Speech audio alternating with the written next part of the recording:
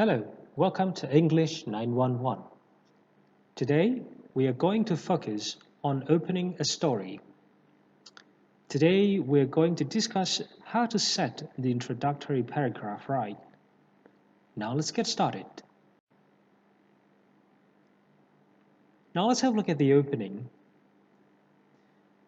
Introductory paragraph usually introduces the characters and the setting, who the characters in the story are, and the time and the place, when and where the story happens. And here are some opening phrases. These are some very common and most popular opening phrases that you will mostly find in any stories.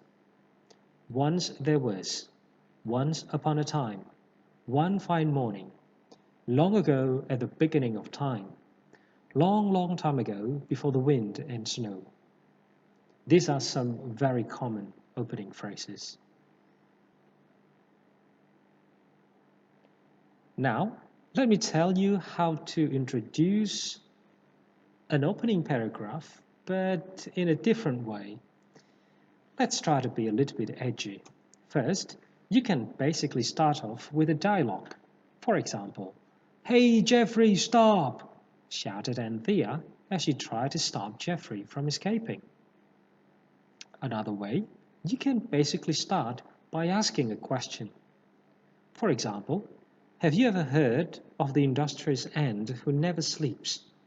And this is a story about how she survived the winter. The third one, it is also a very good idea if you can start by introducing yourself. For example, call me Anthea. I am the most hardworking ant you will ever know.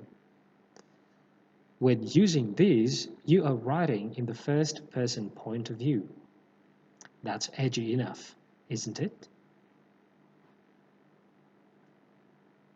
Now let's have a look at the setting. What is basically a setting? A setting is basically a time and place.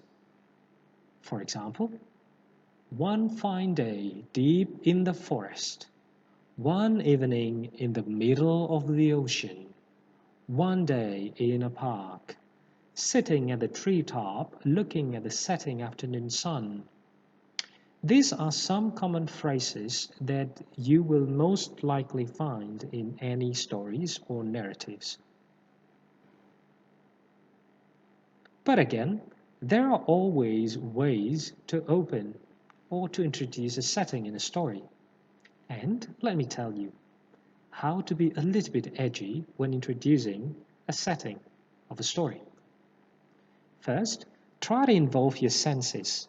Imagine that you are in the story and describe what you see, what you smell, what you taste, what you touch, and what you hear.